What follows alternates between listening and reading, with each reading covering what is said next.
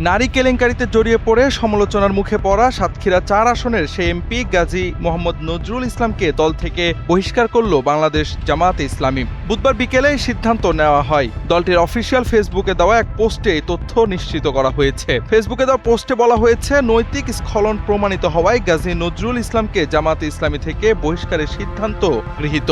বুধবার বিকেল 4টায় বাংলাদেশ জামায়াতে ইসলামীর কেন্দ্রীয় নির্বাহী পরিষদের এক জরুরি বৈঠকে এই সিদ্ধান্ত নেওয়া হয়। রাজধানীর মিন্টু রোডস্থ বিরোধী দলীয় নেতার সরকারি বাসভবনে অনুষ্ঠিত এই বৈঠকে সভাপতিত্ব করেন সংগঠনের আমির ডাক্তার শফিকুর রহমান। বৈঠকে উপস্থিত ছিলেন কেন্দ্রীয় নির্বাহী পরিষদের সদস্যগণ। ফেসবুকে দেওয়া পোস্টে উল্লেখ করা হয়েছে, সাংগঠনিক তদন্তে সাতক্ষীরা-৪ আসনের এই এমপির নৈতিক স্খলন প্রমাণিত হওয়ায় তাকে গঠনতন্ত্রের ৬২ নং ধারা অনুযায়ী বাংলাদেশ জামায়াতে ইসলামী থেকে বহিষ্কারের সিদ্ধান্ত গৃহীত হয়েছে। একই সঙ্গে তাকে সংগঠন থেকে বহিষ্কারের বিষয়টি বাংলাদেশ নির্বাচন কমিশনকে অবিলম্বে অবহিত করা হবে বলেও জানানো হয়।